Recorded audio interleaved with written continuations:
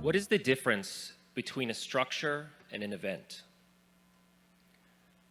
I'd like to posit that this is a geological question, or better yet, that geology reveals this to be a non-question. There are things that appear to be structures, and yet, on further inspection, are revealed to be events. Let's take, for instance, a mountain. At a given time, for a given lifetime, a mountain is a structure. It is a massive, solid, immovable fixture of our ecology.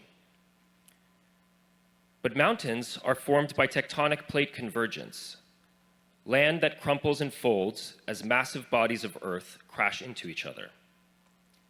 In geological time, a mountain is an event, a collision of objects in motion. There are also things that appear to us as events that can only properly be understood as the product of structural forces. An earthquake, the shaking up of everything, a pure event of unmappable contingencies apparently arriving from nowhere. But we know that earthquakes do not come from nowhere. They are the release of energy from tectonic plates locked in structural relation, building up pressure over time until a quantitative threshold is crossed, causing a major qualitative shift. We say that the Nakba is a structure. Nakba is the Arabic word for catastrophe and has a specific meaning for Palestinians. It refers to the dispossession caused by and essential to Zionism, the political project to establish a Jewish ethno-state in the land of historic Palestine. This dispossession, though, takes shape through particular events at particular times. 1948, 1967, 2023. The purpose of calling it a structure is to name not just the particular acts of violence, but the pressures that produce them. And what are they? In a word, colonialism. The conquest by the so-called Western world of non-Western lands, the extraction of natural resources and labor, the imposition of racial hierarchies to justify both, the cancerous reproduction of those hierarchies into all kinds of fascisms. Rule by the West over the rest that matured into an imperial world system under the aegis of its financial and military center, the United States. The free flow of capital and the strictly regulated movement of oppressed people. The point is not to distinguish between causes and effects, which would be to reproduce the false distinction between structures and events, but to show that the constellation of forces through which causes and effects flow is nothing other than modernity itself. This is the dilemma of Palestine. Its condition is the condition of the modern world. Colonialism produced Zionism and reproduces the dispossession of Palestine. That is not aberrant. Colonialism remains the structure of the world order. And from the perspective of modernity, Israel must survive and must win. This is the official lesson of modern history. The native does not win. And if the native somehow wins, they have in fact lost, and doubly so. This perspective can contain affective multitudes. Perhaps it is a glorious modernity, perhaps a tragic one, often a combination of both. From the perspective of modernity, colonialism can be lamented but never opposed. How does one oppose the world?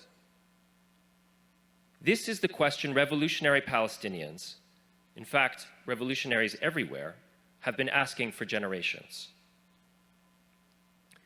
At the risk of mixing metaphors, I'd like to introduce another way of conceiving the relationship between structure and event, which is the relationship between a sentence and its expression. Structure is the form of content, how the words fit together and relate to one another. Yet meaning can only be conveyed in time, through the experience of a sentence being heard or read as a chronological sequence of words. A sentence is both a structure and an event. And if modernity is a sentence, Palestine and all colonized people are those who have been sentenced. We are witnessing their sentencing, their condemnation. Ironic, right? Being asked to condemn the Palestinians. Are they not already condemned? If the Palestinian struggle is one for liberation, then, it is a struggle to destroy the world, to break the sentence into fragments, to break open the earth too, and to build from these shards of language and land a bridge to the future. A new world with new meanings, new structures expressed through new events. The tools we have with which to usher in a new world are limited. Mine is primarily the pen. For others, it may be a paintbrush. For still others, an RPG. I was asked to speak about the law. I'm an attorney by profession. And the most I can say about the law is that it is one of these tools. Like the other tools, it is itself limited by the pressures that produce it. The modern international legal system and its institutional framework were crafted to sustain the colonial world order and imprint Euro-American hegemony with moral legitimacy. Thus, the only way to squeeze real, revolutionary justice from it is to pervert it, to turn it against itself. Can you turn a sentence against itself? Can you turn violence against itself? The revolutionary asks, and history answers. Several months ago, we tried to pervert the law. The International Court of Justice had ordered Israel to allow much-needed humanitarian aid into the Gaza Strip, which is under military blockade. Its people facing both starvation and the brutal armed assault of the occupation forces. The United States prevented any enforcement of this dictate at the Security Council. So, hailing from around the world, a number of humanitarians, lawyers, activists, and journalists, myself included, joined the Freedom Flotilla Coalition in an attempt to carry out the law ourselves. We loaded up several ships with over 5,000 pounds of food, water, and medicine, and prepared to confront the Israeli military, who planned to raid our ship. But we were never able to sail. Through diplomatic sabotage, the US and Israel prevailed and prevented our mission. We failed, and Palestine's sentence remains intact for now. But modernity cannot last forever, and the crises we see everywhere around us are important signs that the new world is aging fast. How we navigate the transition to what comes next, which revolutions we support and which we oppose, will define the rest of our lives.